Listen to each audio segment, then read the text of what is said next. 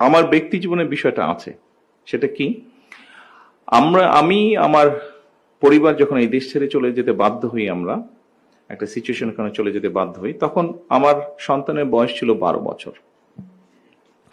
আহ, তার মানে এমন একটা সময় ওকে চলে যেতে হচ্ছে যখন কিন্তু মানুষ বেড়ে উঠে।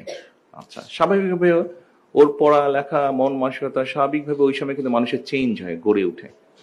সেই সময় আমরা ইংল্যান্ডে ছিলাম যখন আমার সন্তানের বয়স 12 বছর ছিল। আপনি যদি ওকে আজকে জিজ্ঞেস করেন বাংলাদেশের 64টা জেলার নাম সহ অধিকাংশ থানার নাম বা উপজেলার নাম, আমার মেয়ে বলে দিতে পারবে। আপনি আমার মেয়ের সাথে যদি কথা বলেন, আপনার কখনোই মনে হবে না যে ও 12 বছর, 17 বছর ও ইংল্যান্ডে ছিল। আমার মেয়ের সাথে আপনি কথা বললে কখনোই আপনার মনে হবে না যে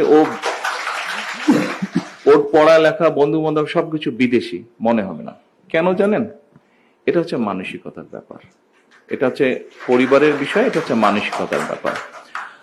আমি কাউকে উদ্দেশ্য করে বলতে চাই না, তবে আমাদের দেশে একটা মানসিকতা আছে, যেই বাচ্চারা ইংলিশ মিডিয়ামে পড়ে তাদের পরিবার বা সবাই আশেপাশে তার সাথে ইংরেজিতে কথা বলতে চায় সারাক্ষণ।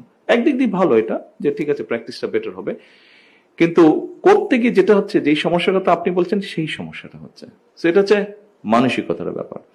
এখানে আইন কারণ জোর জবরদস্তি কিছু হবে না, এটা নিজের মন থেকে পরিবর্তিত হতে হবে।